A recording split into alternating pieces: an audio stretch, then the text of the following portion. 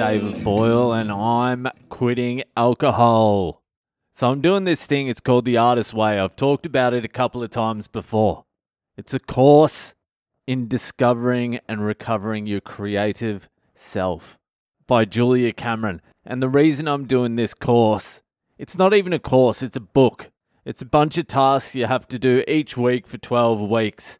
But the reason I'm doing it is because I've listened to that many other podcasts of comedians, of writers, movie producers, directors, even sports people and like business people. And this book and this course keeps on getting recommended by people. Like 20 different people from all walks of life have recommended this book. I listened to something a few weeks ago, Brian Koppelman. He's the guy who wrote Rounders, that movie, the poker fucking movie, and Billions, that TV show. He's like, if you do The Artist's Way, it's like fucking magic. He said he's gifted it to about 100 different people. And he's like, of those 100, 20 of them read it. And of those 20, 10 of them finished the whole course. And of those 10, 7 of those 10 got something amazing done. Like produced a movie, wrote a book, whatever. I don't need to produce a movie or write a book. I just want to write a fucking joke. Just one joke will do me. But I bought this book when I was living in India. So it was about 4 years ago. And for whatever reason, I've never been able to get past like the second or third week. I just can't do it. It's like doing fucking homework. It's seriously like fucking torture to me. It's like, describe your childhood room. It's like, what, do you want to give me fucking flashbacks, do you? Name 3 people who were nurturing to your inner creative. I'm like, 3? I couldn't even name you 1. Nurturing? I can't remember anyone being nurturing in any way, let alone praising my fucking finger paintings. Anyway, I started this course about 9 weeks ago now, and it's a 12-week course, and I'm up to week 4 now. It's taken me a bit over 2 weeks to do each week of this course. I can't tell if it's working or not, but she keeps on saying it's working. She's like, you won't be able to see the magic, it's working already, but it is working for you. And I'm like, I kind of want to see it fucking working. It's not like I'm enjoying it. So this week, week 4. Week 4 is recovering a sense of integrity. I was thinking I might just skip that fucking week. So one of the tasks this week, one of the ways I'm going to get my integrity back is reading deprivation. I'll just give it a quick read so you understand what I'm dealing with here. Reading deprivation. If you feel stuck in your life or in your art, few jump starts are more effective than a week of reading deprivation. No reading? That's right, no reading. For most artists, words are like tiny tranquilizers. I'll tell you what's like a fucking tranquilizer. We have a daily quota of media chat that we swallow up. Like greasy food, it clogs our system. Too much of it and we feel, yes, fried. It is a paradox that by emptying our lives of distractions, we are actually filling the well. Without distractions, we are once again thrust into the sensory world. With no newspaper to shield us, a train becomes a viewing gallery. It's enough to want to make you throw up, isn't it? With no novel to sink into and no television to numb us out, an evening becomes a vast savanna in which furniture and other assumptions get rearranged. Oh, God. Now do you understand why I can never go past like 2 or 3 weeks of this shit? I'm going to finish it as well, even if it takes me the whole fucking year. Reading deprivation casts us into our inner silence, a space some of us begin to immediately fill with new words, like cunt. Long gossipy conversations, television binging, the radio as a constant, chatty companion. We often cannot hear our own inner voice, the voice of our artist's inspiration. In practicing reading deprivation, we need to cast a watchful eye on those other pollutants. They poison us as well. If we monitor the inflow and keep it to a minimum, we will be rewarded for our reading deprivation with embarrassing speed. Our reward will be a new outflow. Our own art, our own thoughts and feelings will begin to nudge aside the sludge of blockage, to loosen it and move it upward and outward until once again our well is running freely. Yeah, that's it. I'm basically finishing this course out of spite.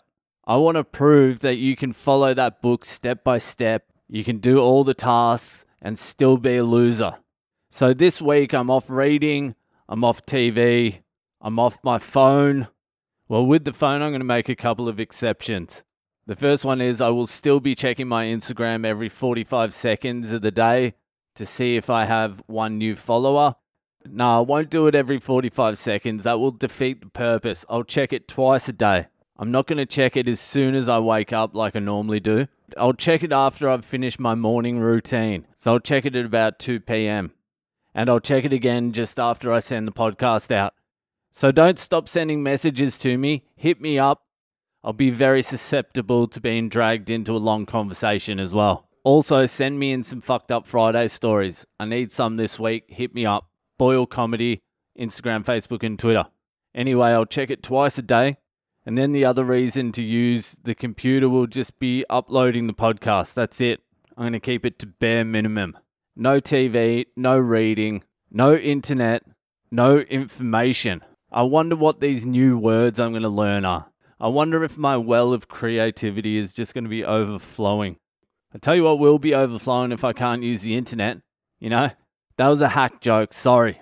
So I kind of started this reading deprivation thing today, and this is what happened.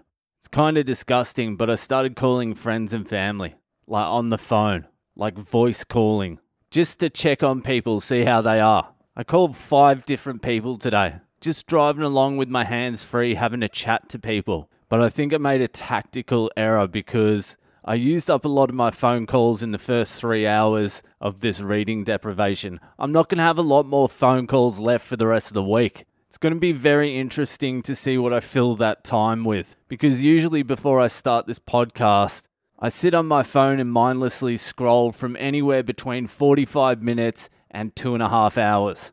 And before I started it today, I couldn't use my phone, so I just stared at the wall. I just stared at the wall and started thinking. Like old school. That's like having one of those like pocket watches on a chain. It's outdated.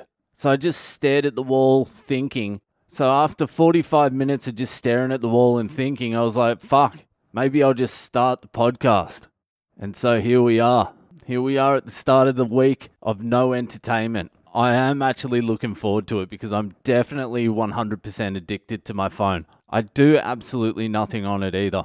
I know I'm addicted because I do the same thing with my phone as I do with ciggies. Like one of the things that's addictive about smoking is having something in your hand and putting your fucking hand up to your mouth and taking a drag of the cigarette. I've been doing that all day with my phone. I've just been pulling it out of my pocket, looking at it, opening the screen and then putting it back in. That's like smoking a cigarette and not lighting it.